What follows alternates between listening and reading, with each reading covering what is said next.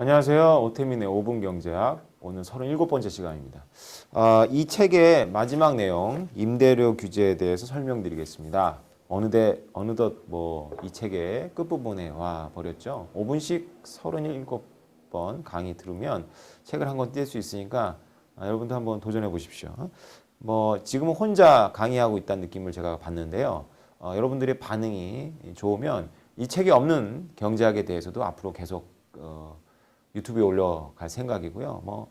반응이 없으면 이 책을 한번 한다는 목표를 세웠으니까 여기서 마무리하도록 하겠습니다. 경제학자들은 도시를 파괴하는 가장 좋은 방법은 임대료 규제를 하는 것이다 이렇게 보고 있어요. 원래 세금은 누가 내나요? 다시 한번 말씀드리지만 비탄력적인 사람이 내죠. 건물을 갖고 있는 사람이 비탄력적인가요? 건물을 고르는 사람이 비탄력적인가요?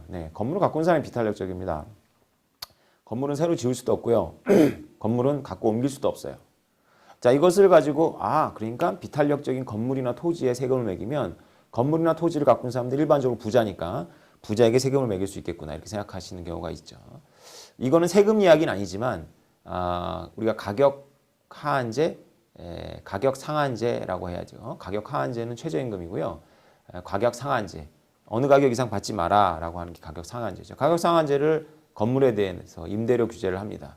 그렇게 되면 단기적으로는 건물의 주인이 탄력성이 없는 건물의 주인이 손실을 많이 보게 돼요. 그러나 우리가 장기를 공부했잖아요. 장기로 가면 얘기가 좀 달라져요. 왜 경제학자들이 도시를 파괴하는 가장 확실한 방법이 임대료 규제라고 하는지 그래프를 가지고 설명드릴게요.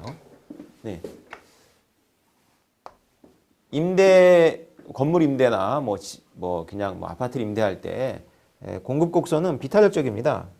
공급자가 이렇게 비탄력적이에요. 그런데 소비자는 어느 정도 탄력성이 있단 말이죠. 이런 상태에서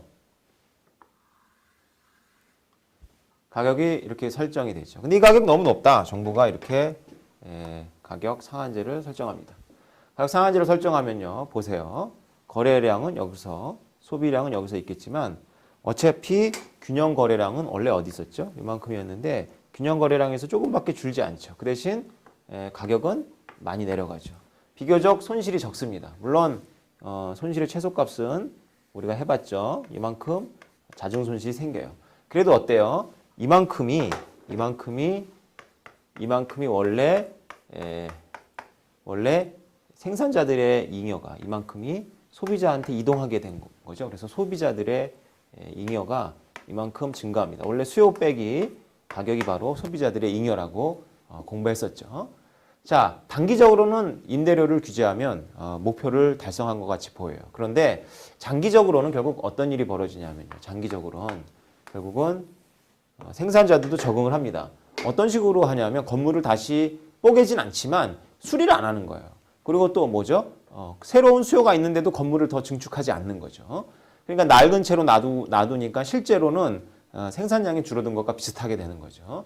그래서 공급자들도 이렇게 탄력적이 됩니다. 그리고 소비자들도 원래 탄력적이었죠. 그래서 가격은 여기고 임대료 규제를 이만큼 했다라고 볼 수 있겠죠. 규제는 빨간색으로 그려보죠. 그러면 원래 거래량 이만큼인데 거래량 줄어들고 어떻게 되나요? 이만큼은 소비자한테 이전한 것처럼 보이지만 보세요. 이만큼이나 거래가 이루어질 수 있는데 이루어지지 않은 손실분이 막대하게 커졌죠. 이런 잦은 손실이 없으려면 둘 중에 한 명은 비탄력적이어야 돼요. 여기서는 비탄력적이기 때문에 잦은 손실이 이만밖에 안 됐는데 탄력적이 되니까 이렇게 잦은 손실이 증가하게 되죠. 자, 소비자들은 좋을까요? 소비자들 좋지 않죠. 왜냐하면 소비자들이 이만큼이나 수요하려고 대기를 하죠. 이만큼이 뭐냐면 일종의 줄입니다. 우리가 가격은 자원을 배분하는 하나의 방식이에요. 가격이 자원을 배분하도록 하지 못하면 결국은 정치적인 의사결정 과정이 개입을 해서 자원을 배분하게 됩니다. 실제로 임대료를 규제하면 건물 임대업자한테 엄청난 파워가 생겨요. 옛날에는 돈만 많이 주면 집을 임대해주고 건물 임대해줬는데 이제는 돈은 더 못 받으니까 꼬박꼬박 따지게 되는 거죠. 백인이니 흑인이니 유대인이를 따지거나 여자니 남자니 독신이니 애들이 있는지 없는지 애완견을 키우는지 아닌지 이런 걸 따져서 건물을 임대합니다. 그리고 또 이미 그 노린자의 건물에 임대한 사람한테 기득권이 인정되기 때문에 이 사람은 집을 안 뺍니다. 집을 안 빼니까 어떻게 되죠? 도시 안에 귀족층이 생긴다. 실제로 생깁니다. 뉴욕 같은 데서는 그 센트럴파크 주변의 아파트에는 아무나 들어갈 수가 없어요. 돈 있다고 들어가지도 못합니다. 마돈나 같은 사람은 내쫓기고 들어가려면 어렵고 막 이러거든요. 거기 입주자 회의가 꽉 잡고 있습니다. 왜냐하면 돈만 가지고 할 수 없기 때문에 결국은 다른 아파트 때문에 줄 서지는 않겠죠. 그러나 다른 정치적 의사결정 과정이 결국은 자원의 분배에 개입을 하게 되는 겁니다. 이게 어쩔 수가 없는 거죠. 자원은 제한되어 있는데 분배해야 되는데 가격으로 하느냐 아니면 정치적인 방식으로 하느냐. 누군가가 임의적으로 이렇게 이 사람은 가져야 돼 이렇게 하는 것도 다 나름대로의 자원의 분배 방식이죠. 그 선택의 기로에 있는 건 아닌가 이런 생각이 듭니다. 일단 오늘은 임대료에 대해서 임대료 규제가 장기적으로 어떻게 사회적 손실을 유발하는지를 공부했습니다. 네, 이것으로써 경제학적 상상력 5분씩 강의에서 37번째로 오늘 이 책은 일단 마무리했습니다. 네, 여러분 그동안 수고하셨습니다.